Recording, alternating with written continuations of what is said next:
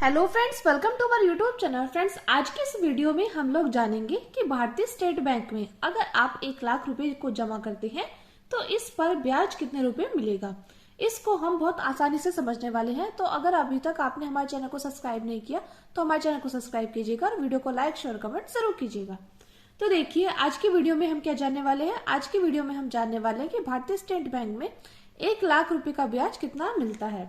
तो सबसे पहले आपको पता होना चाहिए कि भारतीय स्टेट बैंक का इंटरेस्ट रेट क्या है, यानी कि ब्याज की दर क्या है। अगर आप एसबीआई बैंक में अपने पैसे को जमा करते हैं तो आपको 1 साल का ब्याज मिलेगा 2.5%, यानी कि 2.5% मिलेगा। ये ब्याज दर क्या होगा, ये ब्याज दर होगा वार्षिक, यानी कि एसबीआई भारतीय स्टेट बैंक में जो हमें ब्याज की दर होती है वो कितनी होती है, इंटरेस्ट रेट होता है 2.5%। ये होता है इंटरेस्ट रेट। और हमें कितना निकालना है, हमें 1 लाख रुपए का वार्षिक ब्याज का दर निकालना है। तो वो कैसे निकालेंगे, तो देखिए पहले हम 1 लाख रुपए लिख देते हैं। 1 लाख, हम जानते हैं लाख में कितनी जीरो होती है, 5 जीरो होती है।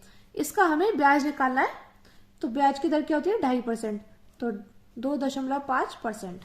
तो देखिए 1 लाख 3 जीरो गुणा, अब देखिए 2.5। अब ये है परसेंट, तो परसेंट क्या होता है, जब परसेंट हटाते हैं तो हो जाता है प्रति 100। ठीक है। और यहाँ पर क्या है, एक डिजिट से पहले दशमलव है, तो ये अगर हम दशमलव को हटाएंगे तो यहाँ पर आ जाएगी 0, यानी कि यहाँ से जब हम 3 जीरो को हटाएंगे तो 3 जीरो यहाँ से कट जाएंगे। तो यहाँ पर कितना बचेगा, यहाँ पर बचेगा हमारा 100 गुणे 25 बराबर कितना हो जाएगा, ये आ जाएगा 2500। कितना आ जाएगा, ये आ जाएगा 2500, यानी कि 1 लाख रुपए पर 1 साल में ब्याज मिलेगा 2500। ये कितने साल का है, ये 1 साल का है। कितने साल का है, 1 साल का। और अगर आपने अपने पैसे को 4 महीने के लिए रखते हैं बैंक में तो 4 महीने का ब्याज कितना होगा। तो देखते हैं, अब हम निकालेंगे 4 महीने का ब्याज। तो देखिए, जब हमारा ये जो निकला है, ये कितने महीने का निकला है, ये निकला है हमारा 12 महीने का, यानी कि 1 साल का। 1 साल में कितने महीने होते हैं, 1 साल में होते हैं हमारे 12 महीने। ठीक है।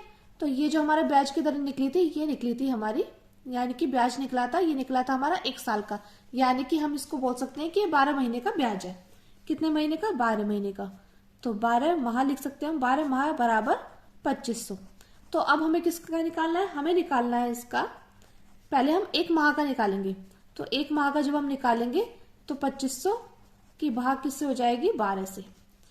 तो जब हम इसको इससे भाग करेंगे तो कितना आ जाएगा, तो ये आ जाएगा हमारा 208, क्योंकि 12 दूनी 24 और 1 तो 0 की 0 और ये 8। ठीक है। तो 1 माह का ब्याज कितना निकल कर आया, 208 रुपए। हम यहाँ पे लिख देते हैं 1 महीने का ब्याज निकल कर आया है, 1 माह का ब्याज, 1 माह का ब्याज बराबर 208 रुपए निकल कर आया है। अब हमें निकालना है 4 महीने का। तो देखिए 4 महीने का ब्याज कितना हो जाएगा, तो 4 माह का ब्याज निकालने के लिए हम क्या करेंगे, 4 माह का ब्याज बराबर 208 गुणे 4। तो जब हम 208 की गुणा 4 में करेंगे तो कितना निकल कर आ जाएगा, तो ये आ जाएगा 832 रुपए। 832 रुपए, यानी कि अगर हम अपने 1 लाख रुपए को 4 महीने के लिए बैंक में रखते हैं तो हमें जो ब्याज मिलेगा वो मिलेगा 832 रुपए। और अगर हम 1 लाख रुपए को पूरे वर्ष के लिए रखते हैं, यानी कि 12 महीने के लिए रखते हैं, तो हमारा ब्याज कितना आ जाएगा, ये आ जाएगा 2500 रुपए।